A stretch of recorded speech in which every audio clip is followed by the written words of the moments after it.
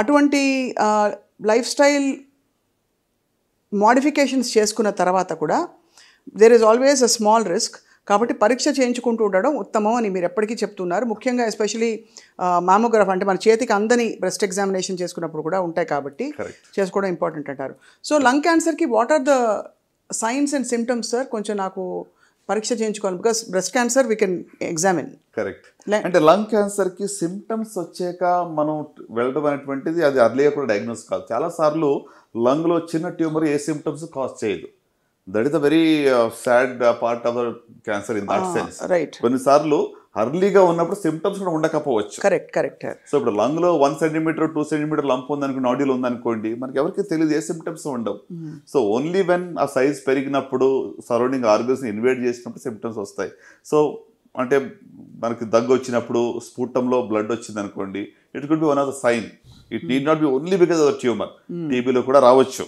Right right. So అది ఒక symptom. అట్లనే ఇప్పుడు అది ఇంకా ఒకవేళ మన రిబ్ కేజ్ కానీ లేకుంటే ఎక్కడైనా స్టక్ అయినప్పుడు పెయిన్ రావడం కానివ్వండి, సో వెయిట్ లాస్ అవడం కానివ్వండి, ఇట్లా జనరల్ సిమ్టమ్స్ అనేది ట్యూమర్ పెరిగే కొలిది సిమ్టమ్స్ వస్తాయి.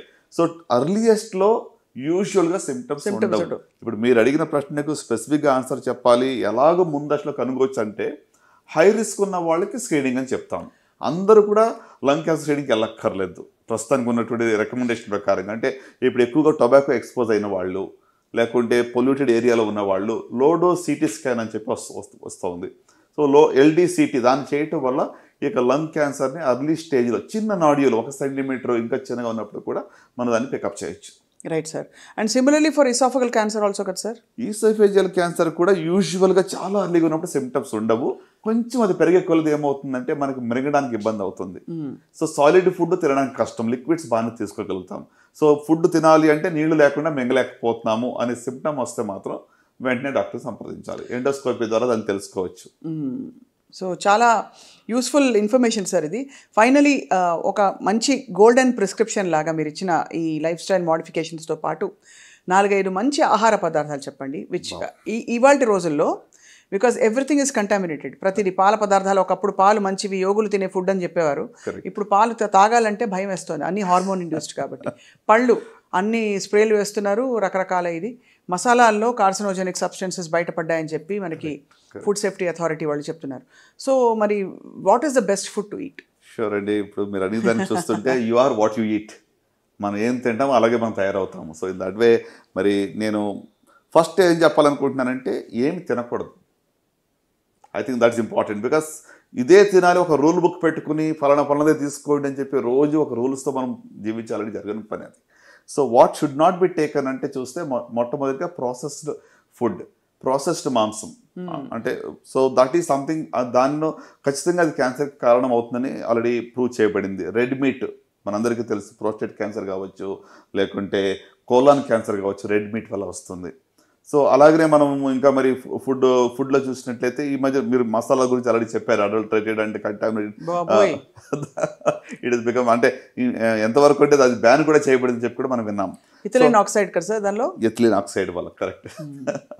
సో ఇది మాత్రమే కాకుండా మరి రెడ్ మీట్, ప్రాసెస్డ్ మీట్ కావచ్చు. సో ఇవి కాకుండా మిగతా ఫుడ్ ఏది తినకూడదు మనం ఆలోచిస్తే ఐ థింక్ ఫ్రైడ్ ఫుడ్స్ ఎక్కువగా, అంటే మనకి రెడీమేడ్ ఫుడ్స్ ఏదైతే ఫ్రైడ్ విత్ ఆయిలీ ఫుడ్ తింటామో దానివల్ల కూడా డెఫినెట్గా క్యాన్సర్ రిస్క్ అనేది ఎక్కువగా ఉంటుంది. ఇది చాలా కీలక ఇన్ఫర్మేషన్ సార్. ఐ థింక్ వారానికి సగటున 2-3 సార్లు తినేస్తారు ఫ్రైడ్ ఫుడ్. అందరం తింటాం, ఎక్కడో అక్కడ బజ్జీలు, బోండాలు, రోడ్డు మీద. ఇప్పుడు ఇలాంటి వెదర్ ఉందంటే బయట ఖచ్చితంగా వేడి మిరపకాయ బజ్జీలు తినాలంటారు. బట్ ఇట్స్ నాట్ అడ్వైజబుల్ కదా సార్ ఫ్రాంక్లీ. అంటే మోతాదు ఇంపార్టెంట్ దేనికన్నా కూడా. అగైన్ నేను చెప్తాను, చాలా మోడరేషన్లో ఉండాలి. ఇప్పుడు కాల్చిన మాంసం, I think that is something prevent చేయాలి. డెలికసీ కదా సార్. అంటే చార్డ్ ఫుడ్ లో కార్సినోజెన్స్ ఉంటాయి. సో దాంట్లో పాలీ హైడ్రోకార్బన్స్, పీసీఎల్ అని చెప్పి, లేకుంటే అరోమాటిక్ అమైన్స్ అని చెప్పి, ఆ కెమికల్స్ వల్ల క్యాన్సర్ వచ్చే రిస్క్ ఉంటుంది. మనం బార్బెక్యూ అని మాట్లాడతాం. It is actually very very dangerous. కాల్చిన మాంసం కూడా ఎంతవరకు అవాయిడ్ చేస్తే మంచిది. సో ఇప్పుడు మరలా స్పెసిఫిక్గా మనం ఏం తీసుకుంటే బాగుంటుంది మీరు అడిగిన ప్రశ్న. సార్, ఈ కాల్చిన మాంసం ఒక 2 క్వశ్చన్స్. ఇక్కడ డెలికసీ కాబట్టి తందూరి చికెన్, తందూరి పన్నీర్ ఇవన్నీ కూడా కాల్చిన మాంసం కిందకి వస్తాయి కదా. అంటే ఇప్పుడు తినొద్దు అసలు మొత్తానికి బంద్ చేయడం నేను చెప్పట్లేదు, బట్ అదే మన హాబీగానే హ్యాబిట్గానే ఉండకూడదు. రైట్. Right sir. ఏం తినొచ్చు అని చెప్తే ఏం చెప్తారు ఇవాళ రోజుల్లో మరి? ఏం తినాలంటే మోస్ట్ ఇంపార్టెంట్ ఎక్కువగా ఫ్రూట్స్ అండ్ వెజిటబుల్స్ కన్సంప్షన్ చేయడం మంచిది. As far as possible vegetarian diet మంచిది, right. Consume lots of fruits and vegetables, vegetarian diet ఉంటే మంచిది. Consumption of lot of water is good, at least 8 to 10 glasses of water per day minimum తీసుకోవాలి, right. అంత మాత్రం కాకుండా మరి మీరు అన్నారు కదా కంటామినేషన్ గురించి మాట్లాడితే organic food, anything that is grown organically without pesticides, I think that's really good అనమాట. హోల్ గ్రెయిన్స్ తీసుకోవడం మంచిది. Egg is good, fish is good, right. అట్లనే మనకి beans is very good for you. So ఇవి consume చేయటం వల్ల ఖచ్చితంగా మరి అంటే బ్యాలెన్స్డ్ డైట్ అనేది ఇంపార్టెంట్. ఈ బ్యాలెన్స్డ్ డైట్లో కూడా ప్రతిరోజు లెక్కలు వేసుకుని మనం తింటూ జీవించాలో కూడా ఇంప్రాక్టికల్.